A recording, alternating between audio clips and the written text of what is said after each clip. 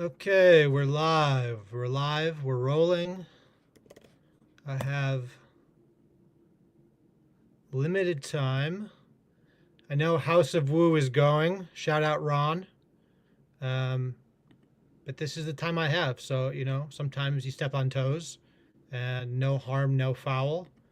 You know, things are just big enough where we're going to step on each other's toes, and that's okay.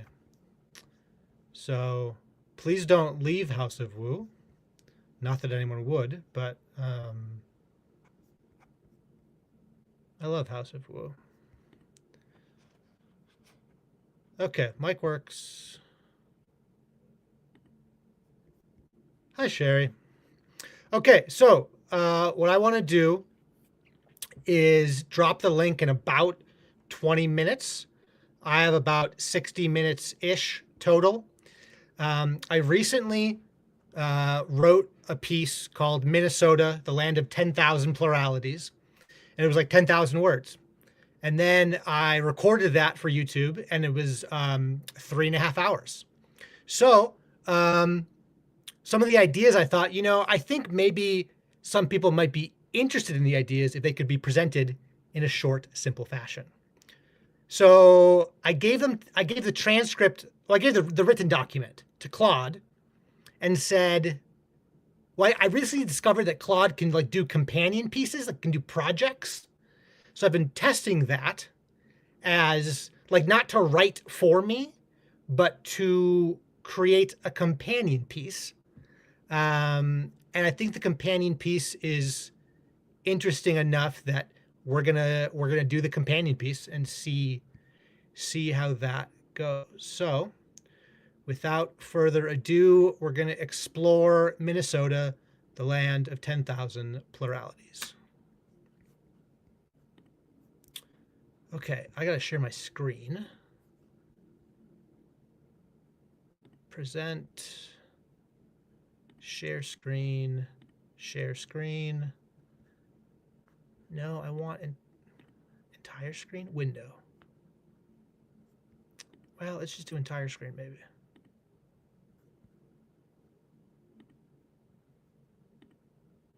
Yeah.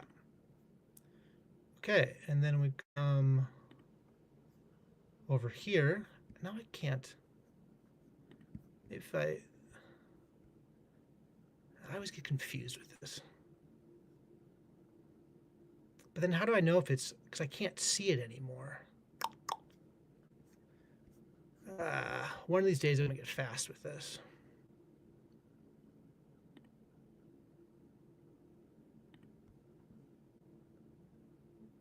No, okay.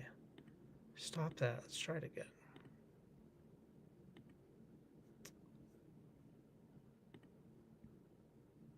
Oh, if I had my,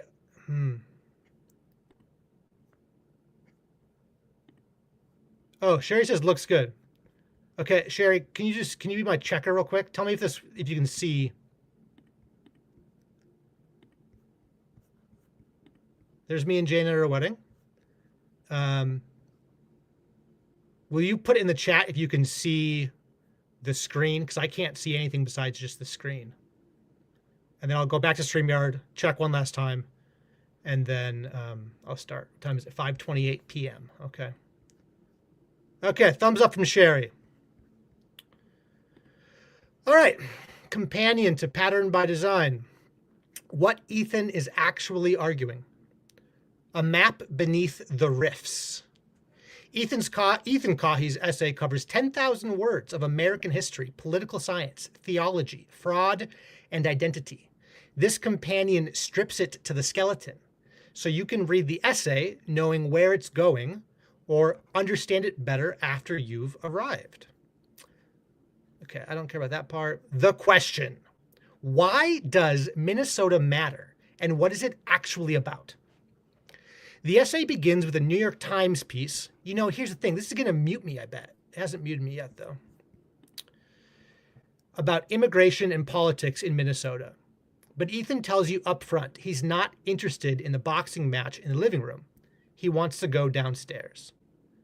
Minnesota is the test case because it contains the contradiction in concentrated form, a state famous for its generosity, its Nordic-style civic idealism, its welcome to refugees, that also has some of the worst racial disparities in the country, billion-dollar fraud scandals, and streets filling with protest and counter-protest. The easy read is immigration policy debate, left versus right, Walz versus Trump. But Ethan thinks that framing is a distraction. The living room furniture rearranged while something structural is cracking in the foundation.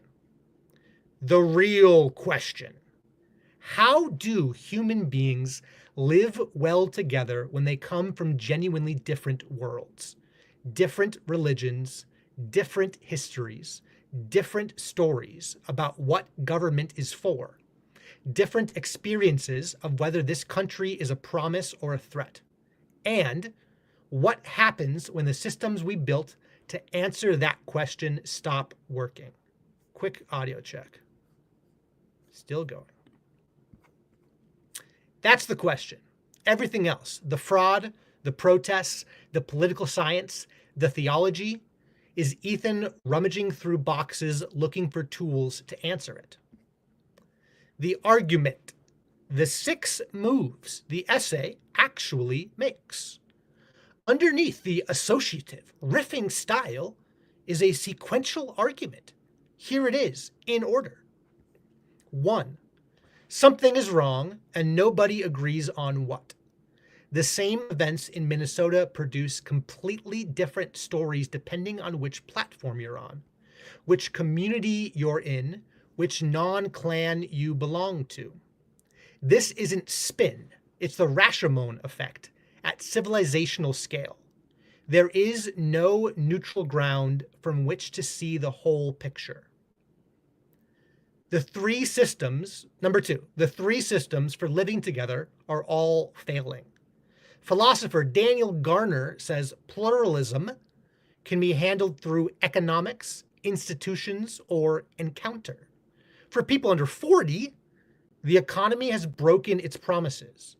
Institutions have lost credibility, and genuine human encounter has been colonized by machines. All 3 exits are partially blocked. Number 3, we are an empire that won't say the word. The language game of democracy and republic obscures what America functionally is: an empire. Naming it matters because empires have a known pathology. They de-root people, dissolve meaning, and eventually produce meaning crises. We're in one now. Number 4, the postmodern condition is the water we swim in. Lyotard's insight that we've lost the big stories that used to hold everything together isn't an academic observation. It's a description of why Tim Walz's "this is not who we are" lands hollow. We genuinely don't know who we are. The unifying narrative is gone.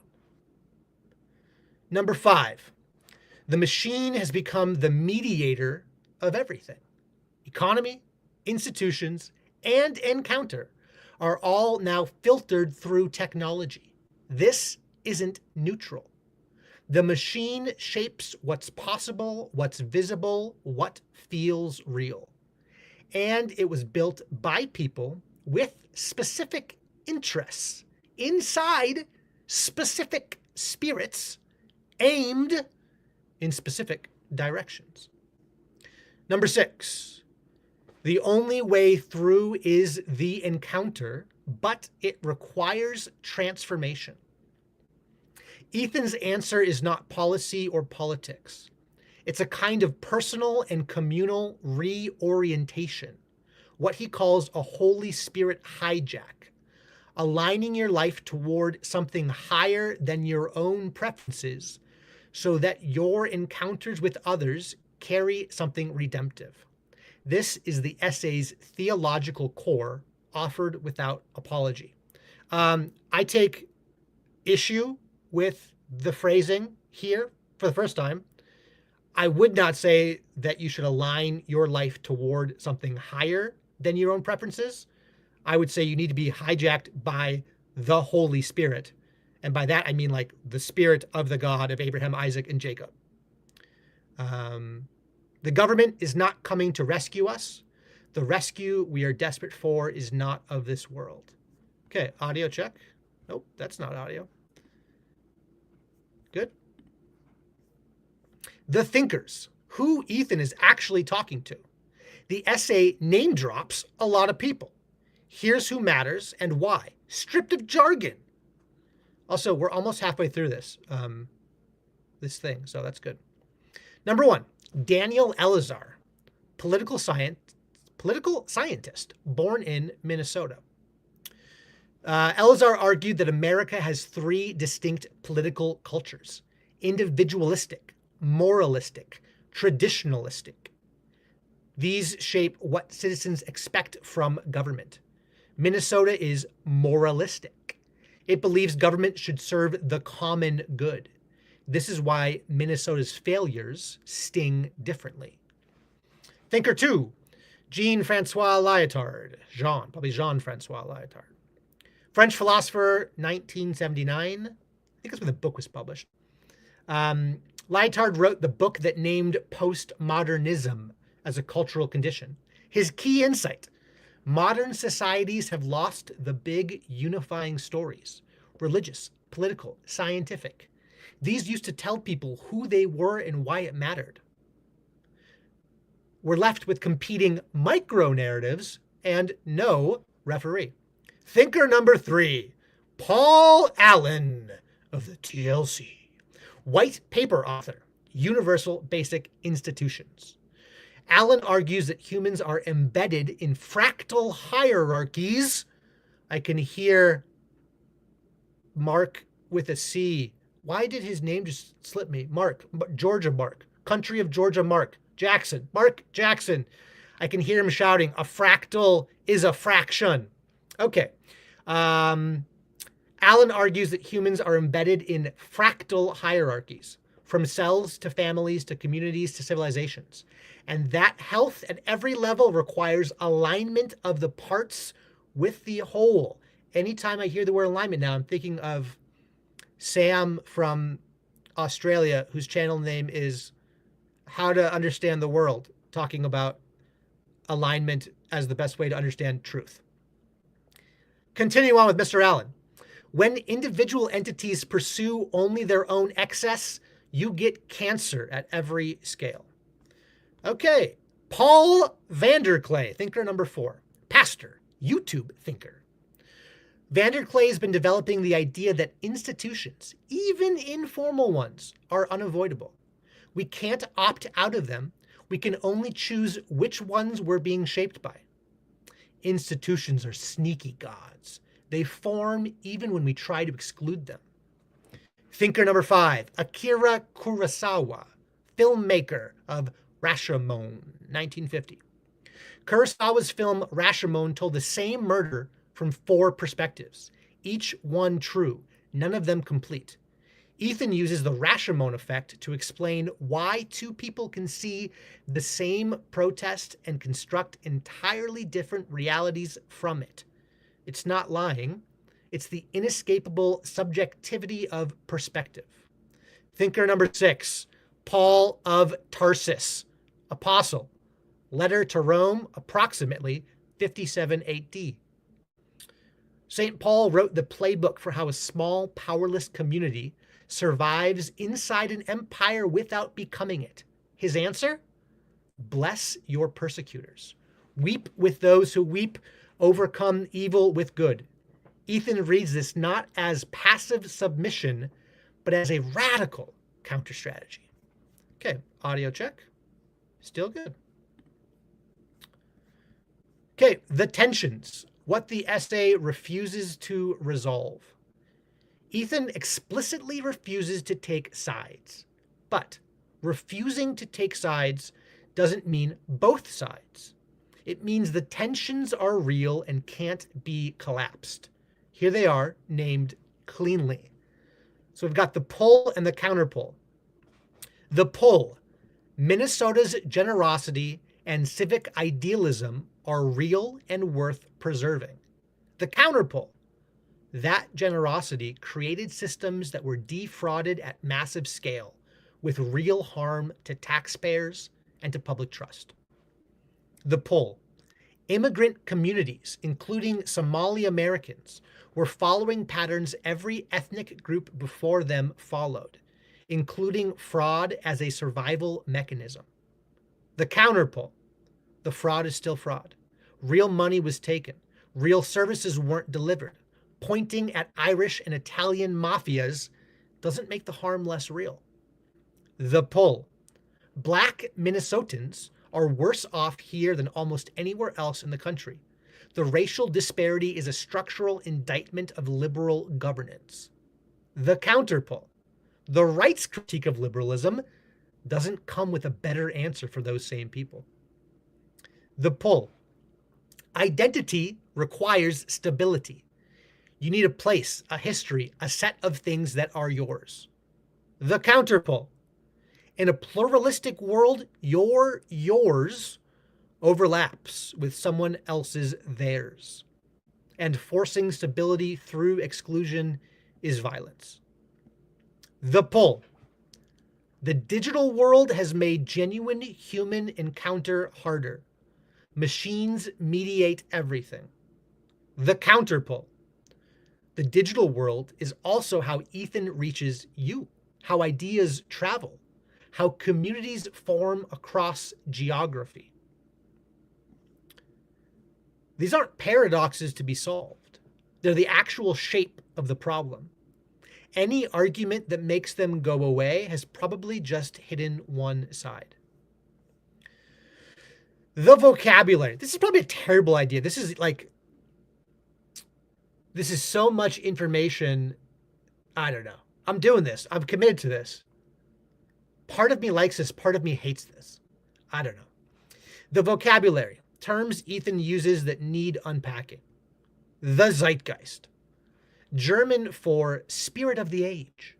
The invisible mood of a particular time. The assumptions so widespread they feel like air. Ethan sees something haunting Minnesota that is bigger than any policy or politician. Pluralism. The condition of many different groups with different values, histories, religions, sharing a common political space. Ethan's central problem: pluralism sounds beautiful in theory and is genuinely hard in practice. The Rashomon effect. When the same event produces genuinely different and mutually incompatible accounts, not because anyone is lying, but because perspective is inescapable. Ethan sees this as the defining condition of political life right now. Meta-narrative. A big, overarching story that explains everything else. Religion, nationalism, progress, Marxism. Lyotard said we've lost the ability to believe these. Ethan thinks that loss is the engine of the meaning crisis. I don't know about the engine, but certainly part of the engine. Maybe it's the pistons of the meaning crisis. Universal basic institution. Paul Allen's idea. Just as basic income gives people a material floor, basic institutions give people a structural floor. The minimum organizational scaffolding for a meaningful life. Family, community, craft, something to belong to.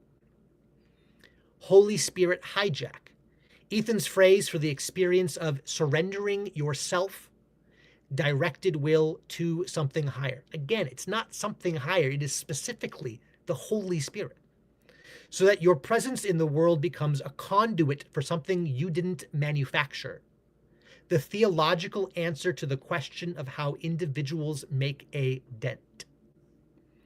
Empire.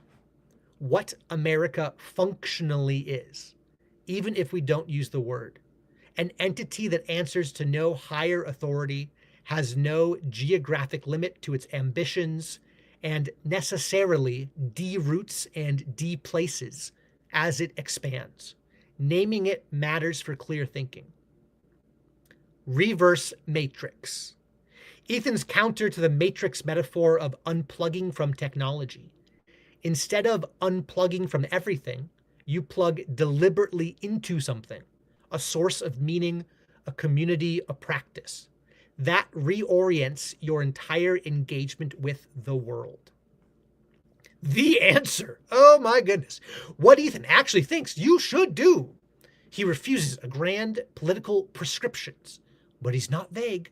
Here's what he's actually recommending, made explicit. Oh man. 1. Name the thing you're inside. All of these numbers. 1. You live in an empire. You're embedded in a meaning crisis. The postmodern condition is your water. Naming these is not despair. It's the precondition for navigating them honestly. 2. Choose your institution deliberately.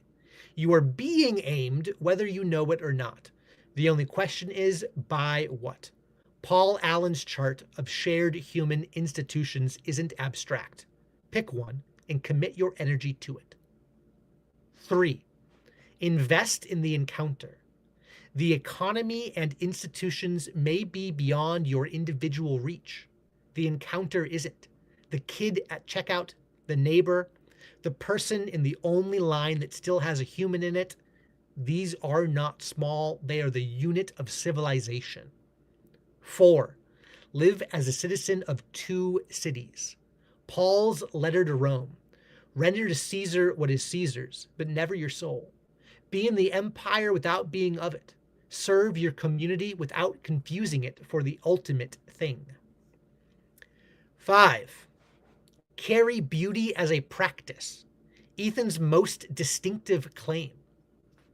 There's a kind of beauty that lowers guns, that makes people see each other. MLK understood this. It's not aesthetics. It's a moral force. Cultivate it in yourself so your presence carries it into every room. 6. Build arcs, not towers. Towers try to reach heaven. They're about transcendence through scale. Arcs carry people through collapse. They're about faithfulness through duration. In an era of institutional failure, build things that float. The deepest claim. Okay, we're almost at the end. Awesome. The essay ends where it has to. Ethan believes that none of this is finally achievable on human terms alone. The machines won't save us. The institutions are too broken. The economics have failed too many people. What's left is something older, a willingness to be aimed toward something beyond yourself, to have your life become a channel rather than a container. I'd have to think really hard about that phrase, to become a channel rather than a container. My gut says, I just think we need to become human. I think that we're behaving not like humans. Like humans are created in the image of God. That's what a human is. We don't even know what a human is anymore. So I think your life should have a human shape because we're human. This is the theological wager at the center of the whole piece. You don't have to share the faith to follow the argument, but you have to know it's there. All right, done. Dropping the link if anybody wants to come on. Oh, how do I get this off the screen? Okay, that's done. Present or invite guest, copy, and paste. So now I will sit here and see if anyone wants to talk. How long did that take? 25 minutes? I'll take it. I was probably talking fast. I normally talk fast.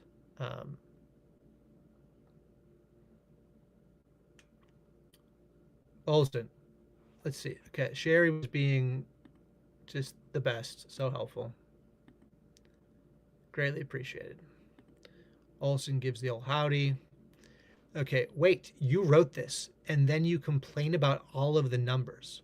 1, perfect. 2, I would hope for nothing less. 3, Ethan speaks in the third person. So Claude wrote that. I wrote an essay and then filmed a YouTube video, and then Claude did a, like, I think it's called a project. Claude did a project, and that was Claude's project. And I thought it was a helpful summary, because like if nobody comes on, I'm just going to end this, and this is 26 minutes. Substack says it takes 53 minutes to read. People don't want to read, and then to read 53 minutes, and it's not really like an enjoyable read. And then the YouTube recording was 3.5 hours. So like, yeah, Olson, please don't. Yeah, have family time. Way more important than joining. I hope that you don't comment in the chat anymore and just get off chat, unless you're about to have family time and it hasn't started yet.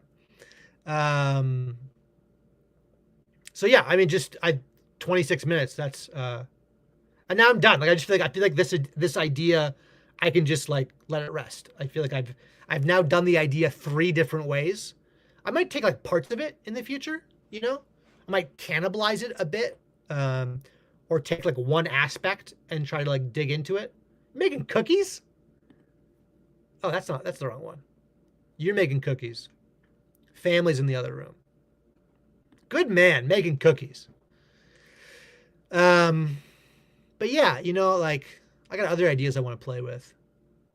I'll be curious to if I get any feedback. I'll be curious if this is if the Claude project thing is worth pursuing as like a way of like laying an idea to rest, because I like trying to make things as complex as possible. And I just think simplified versions are nice, and they bring forward other things. So yeah, I don't know how I feel about it. Oh, what's up, Branch? Good. I'm glad that you were with Ron Copperman. House of Woo. Watch. Atch later. Cooperman. Ron Cooperman had you? Ron Cooperman? Copperman. The Copperman had you in his grip. The old Copperman. Okay, I'm going to go for 30 minutes. We're going to end at 30. I'm not going to do 33. I want to go for 33. I just can't. I can't roll for 33, but I could roll for 2 hours, 2 minutes and 12 seconds, 11 seconds, 10 seconds. We could do that. What else would I say? Mark Jackson wrote published a Substack thing that I read. I watched it too. He put a video inside of his Substack. Algo helps me spell. Mark Jackson, the uneducated philosopher, the Georgian from the country of Georgia, and he was talking about the Beatitudes, and it was just so strange because I'm like writing a piece on the Beatitudes. I swear, every time I write something, there is someone near-ish me. What up, Foxman? That like as I'm about to like post this thing I've been like working on, someone is like has just posted like the near like similar idea. I feel like I can't escape synchronicity, and like I don't know if I'm just like I'm monitoring the situation too much. Join me, President Fox, for if you join, then I'll stay on for longer than 2 minutes, or no longer than 1 minute. I said 30 minutes and I'm out of here. Yeah, it's so strange to like be working on an idea and then like get ready to like present it and be like, oh, somebody else had that like near identical idea. Like, what did they do with it? Which I don't know if that means we're all watching each other too much. I don't know if it means that the ideas are circulating and like they really want to get put out there. I don't know what it means. I don't know if it freaks me out or if I think it's cool. I have an appointment at the hour, but I'll see what I can do. You're saying in 6 minutes you have an appointment? Nothing new under the sun. Yeah, but it's like nothing new under the sun, but like there's these weird pockets where like the same exact tree is growing and different people planted it. And you go, That's strange. That's strange. Oh, we caught one. We caught a fish. I'm just gonna be off camera if that's okay. I mean, I guess. I mean, this is not a flattering angle, but I can do this. How's it going? It's going fine. I was trying to get out of here. Now you're. I mean, Pin me. I have to go in literally 5 minutes, so That's so. Yes. What's at the top of your mind as you're walking? top of my mind. I gotta finish my short story. Oh. I have some editing I need to do, and I'm like a few days after what I was supposed to be done, and then I'm having to do different projects. Thank you, Olson. I think I have looked better, but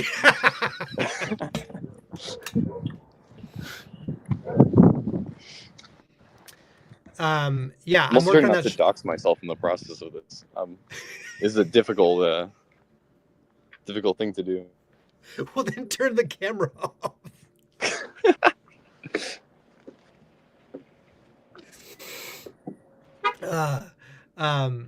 Yeah, I don't think I'm halfway. I don't know what my word count is. I don't think I'm at 1,000 words yet for that short story. Oh, okay. It's like the bottom of my priority list, but I wish it was higher.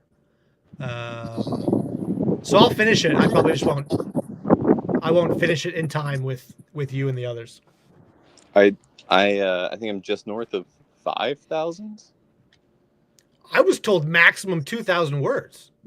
Well, I was told that I could write as much about the transportation system as I wanted, and so I did it. The transportation system? My wife, like as a quote, last night she read it and she was like, "Yeah, your story's slow, not in a bad way." So we'll see. Yeah, we'll see. We call it Noah's public transit extravaganza. This is the cyberpunk Islam thing? Yeah. Okay. For a second, I was thinking you were like in a story group with old Zeke the Zillennial and city stuff going on, talking about public transport. Oh no. Is there another thing going on? I mean, probably, yeah. I don't know. Oh, there's always something going on. Yeah. Yeah. Okay, let's see if they'll. Okay, there it goes. Let me. This is my normal spot. Heck yeah. Yeah, working on all that. Feeling closure, closing things out, starting new things, change. It sounds nice. It will be in, by the end of tonight, maybe, if I can do it. Oh, Olson wants in the writing club. You'll see. You'll see. I don't know if I opened my big mouth. I wasn't supposed to say anything. I mean, I was part of it, but you'll see. There's something coming down the pipeline. Olson, we'll get you in the next round. I'm on the fringe. I got an invite very late, and I'm not. Well, I guess I'm kind of in the. Well, I don't know. No, I'm not in any group chat where it's happening. Yeah, there's layers to this thing. Yeah, there are. Yeah, I don't know. Oh, I don't have time. It's like I did try to hide things in the. Well, I don't know. I don't know what I'm allowed to say. Maybe I shouldn't say it. I don't know, man. Yeah, maybe we should just stop. Should I just end the stream? That looked too suspicious. Oh, okay. Yeah, no. Cool. I'll just keep it low-key. I'm excited. I'm excited for Death Stranding 2. That's coming out in 12 days or something. Do you have a little bank account labeled Death Stranding 2, $60? Yeah, I have a spot reserved for it. And so Oh, that'll probably be something I stream. And I'm still working my way through Kingdom Come Deliverance 2. And man, that game just keeps going. I'm like 60 hours in, and I'm still not through the story, doing stuff. So yeah. I heard Henry has like 100-hour arc. yeah, he just keeps going. And it's great. It's a great time, but it is a lot. And I'm excited to see. I might stream the hardcore mode at some point. I feel like it'd be fun. There's like you can't see where you are on the map at any moment. You have to like guess from your surroundings and a bunch of other limitations. And the game is just overall harder. I thought that would be fun to play around with. Do a lot of crafting of potions and stuff while on stream. Is there an analog map? Do you like pull out an analog map, or is there Well, you no still have not the even? in-game map, but you just can't see Okay, where you are. okay. I mean that's like life, right? Yeah, no, exactly. It's life without Google Maps. Actually, when we were living in Washington, it was one of my wife Jane's missions was to get me to stop using Google Maps. Oh yeah. And she is it's embarrassing to say, kind of. She is far better with like memorizing navigation. Like I'm Mm. a better driver, like way better driver, but memorizing navigation, like knowing where she's going and like actually turning on time, she wins at that. Which you could Mm. say that turning on time is a key to being a better driver. So there's an argument to be made for her side. I will admit that. Mm. But life without Google Maps is hard. Yeah, it is. That's why I like having it to get there the first time, and maybe the second or third, and then once I get it down, I don't need it anymore, and it can just expand my internal map. Yeah. Yeah, dude. Oh, speaking of internal maps, so um, there's like we live with my parents, and there's a marsh behind the house. Well, Mm-hmm. there's a cornfield in the Catholic church behind the house. Then there's a marsh behind that, and I'm slowly getting back into running, so I can run like maybe 1.5 miles straight before I pass out. Dang. Okay. And um, so I went back on this like old path that's past the Catholic church that I don't have any memory of like going down. And then I got back into the marsh, and then I was like, oh, I think I remember this part. And like it had been probably since like late middle school, early high school since I had like been on those trails back there. And I was like having just this flood of like memories as I was like kind of like jogging around, huffing and puffing, climbing up like dirt walls. I was like, I feel like a kid again right now. It's weird when you like have an internal map, but you've like forgotten some of the pathways, Oh and yeah. then you get to like rediscover them and be like hit with like memories. It's so strange. Well, the one that hits me is like Pokemon. There's like a few places where I remember playing like the game and being in that place in the game in a place in real life.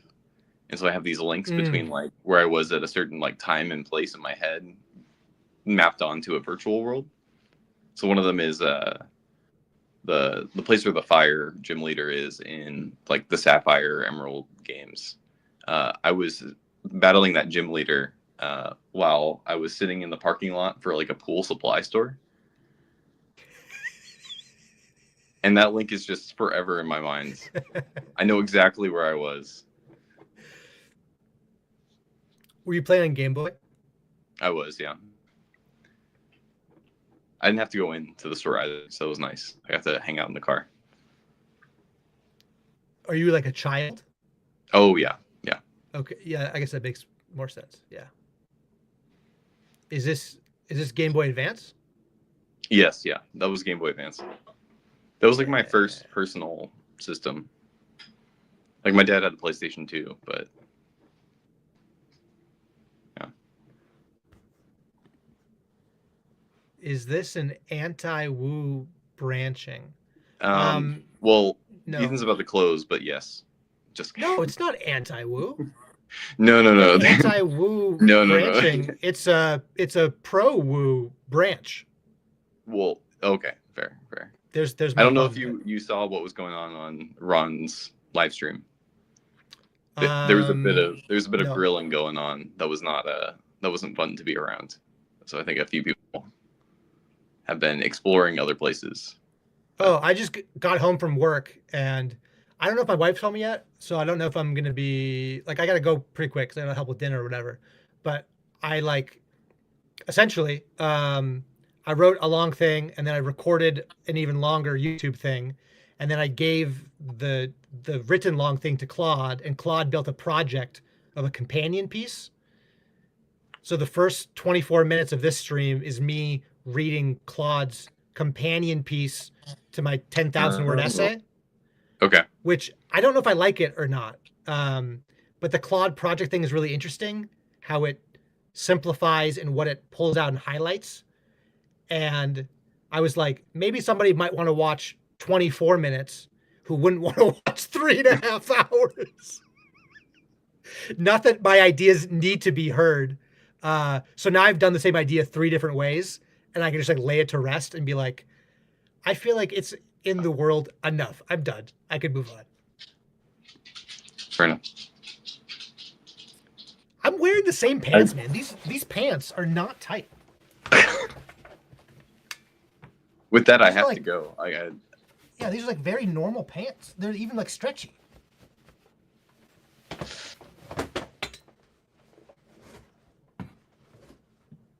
Okay, time to go. Yeah, but Yeah, let's get. Let's thank get. you Let's for get out of letting me here. on. Yeah, thank you for coming on. Bye.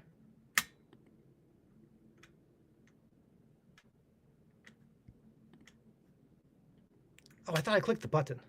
Write a song. What do you mean write a song? I got a terrible singing voice. I got a processional hymn. I don't want to sing. I feel like this is like sacrilegious to just start singing the Kyrie. No, I'm not going to make a joke out of the Kyrie. No, nobody else is joining. This stream is ending. Explain. 42.5 minutes. I don't have time for this. Okay, explain the board.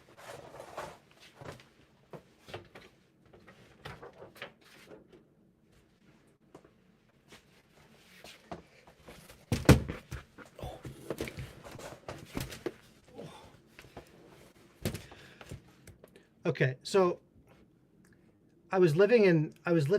Okay, I'm not gonna sing anything. Ixnod, get out of here. What is this? Another view of the pants. Yeah, well, I'm not even gonna tell you what Grimm did to me, Midwesttuary. It was very uncomfortable. I'm not gonna. Grimm and Luke Thompson did the same thing to me, Midwesttuary, and it was very uncomfortable. Separately, on different. I think it was even different days. Interpretive dance. The more ways to do. We're not. No. Okay. Explain the board.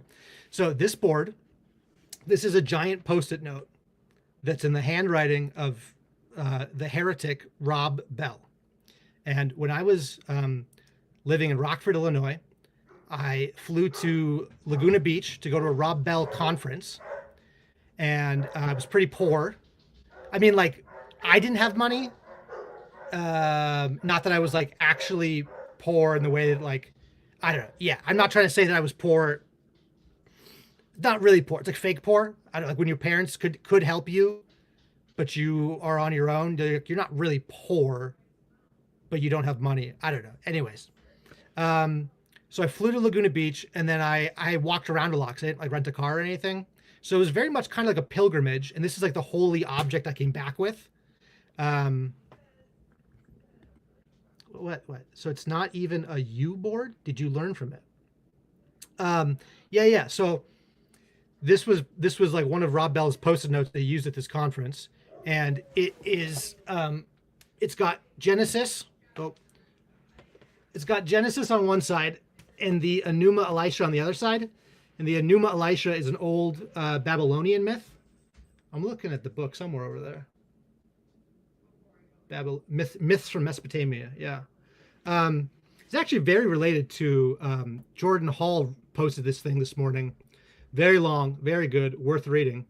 Um, and he was talking about the difference between scarcity and abundance. And this is actually like, this is what this is. So in Genesis, the creation story, I don't know how this is awkward to hold. I can't figure where, oh, there's the camera. In Genesis, the creation story is one of overflowing joy and it's generative. So the idea that like the trees have seeds and so the seeds make more trees, like that's built into creation. Creation continues to create itself. And creation invites humans into co-creation. Like we make more of ourselves, but we make more of creation and we partner with God in that co-creation. But in the Babylonian creation myth, the Enuma Elisha, the world is like I think one god rips apart the other god. So like the world comes about via carnage and destruction. And like essentially it's like if you believe that the world comes about via carnage and destruction, then you're going to probably see the world as a place of carnage and destruction. But if you believe that the world comes about because of overflowing joy, like for God so loved the world that he created the world, and like that joy overflows into everything. And like you go out into the world, you find these like weird little plants and insects, and you go, wow, those are neat. Let me catalog them all. Like those like weird botanists and I was gonna say phrenologists, but I think it has to do like skulls. The people who collect insects. Leptodopterus, that's butterflies. Leptodopterus, something like Leptodopterus. Like that's just joy. It's overflowing joy, and it's generative. And what is this one? This one says self transcends. Um, I don't remember the self transcends part. Self transcend creation self transcends. Um, I feel like it probably has to do with how like days 4, 5, and 6 fill days 1, 2, and 3 in the Genesis 1 rendering. Although it's really Genesis 1 and the first 3 verses of Genesis 2, which is really all just one poem. I believe that they chopped off the end of Genesis 1 so that that Christians could argue the Sabbath isn't important. So they like cut off the end of the poem, which as a poet, I just find that to be a despicable act. If that story is true, but that could be like a false memory I have. I'm not really sure. Um, what is this? Oh, we got, I don't know what word that, I don't think it's the same word that's on my wrist. No, it's a different, I don't know what word that is. Good versus perfect. Yeah, something like God declares creation good. And the word good is the word tov, transliterated T-O-V. And it's like, it's a weird word because it has to do with like function. So it's kind of like if you like, man, it's been a while. But it's like if you built a college and then it was like you could build the perfect college, but if there weren't professors and students and rowdy people and goths and emos and hicks and cheerleaders and jocks and all the different subcultures running around, like you could have the perfect thing, but it wouldn't be good. And as soon as like everything arrives in the college, now the college is functioning as a college, which makes the college good. So the argument about good is that it's a functional view of good more than it is some kind of like perfection and building. And then we have the word heaven. Action is here and blessed.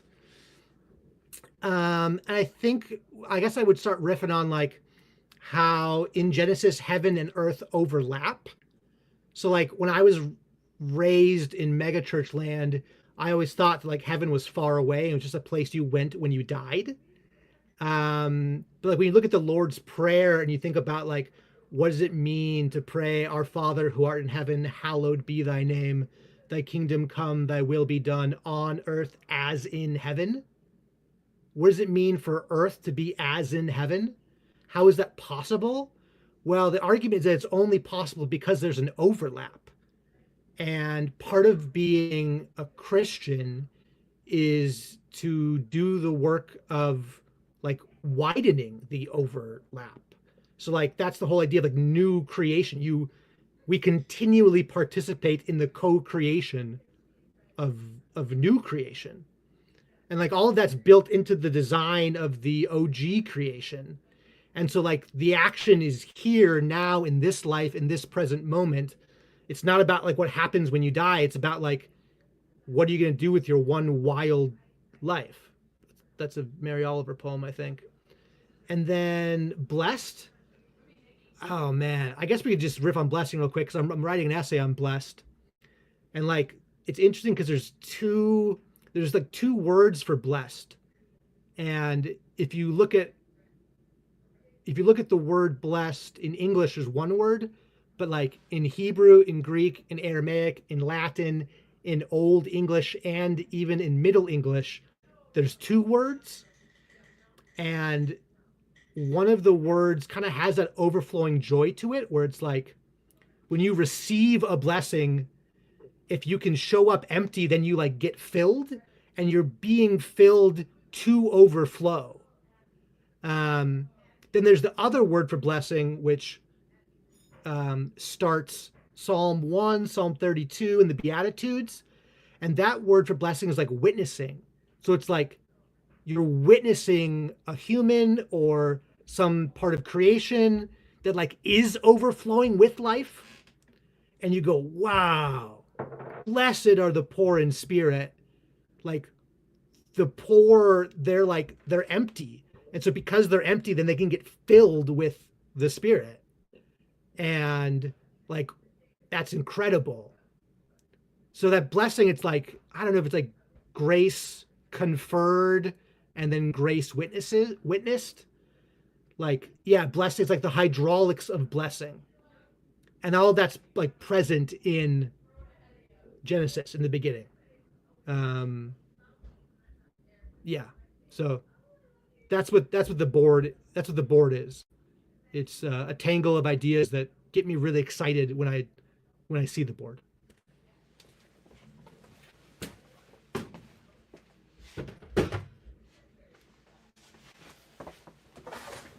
All right, I can hear my wife, so now I'm excited to go see her. What is this? Blessed are the poor. Poor is spirit. See, I was telling you synchronicity. Look at that. Like, I didn't. Yeah. Uh-huh. Carnage and destruction equals creation denial for sure. Challenged. Babel is babbling. Babel is babbling. Uh, what? A slithy tove? I feel like that's a song lyric that I don't know. Word. God's lame partners. Yeah, we do walk around with a limp, but you can still get a lot done limping if you're partnering with God. Tiamat vs Marduk, a destruction of a goddess. Yeah, yep, that's the one. This sounds like the Bible Project Bros. Not a bad thing. Yeah, I like Mackie. Um, Big fan of Mackie. Lepidopterist, butterfly collecting. Yeah. Bless your heart. Blood your heart. In Old English, the word for bless is like blood. It's like to say like bless you would be to say like blood you, which is like super weird. But it comes from like Germanic pagan rituals where like the blood, like blood is the life that's within. So when you blood something, you were like giving that thing the meta life, the life that sustains life. So like blessing and blood are like deeply connected. And that makes me think of Blood Boys from the TV show Silicon Valley. Good equals Tove. Happy to remind you. Happy to be reminded. Thanks, Grim. Not perfect. Complete. Start of seventh day. The world isn't perfect. It is complete. Yeah, there's that weird verse in the New Testament. I don't remember where, but it's like, be perfect as I am perfect. And it's like, it's more about like, it's not about perfect. It's about like, you have like a telescope and you like stretch the telescope all the way out and now it's like fully functional. It's like be complete, be like Stretched and fully functional. Yeah. Yes, reality is overlapping in quality.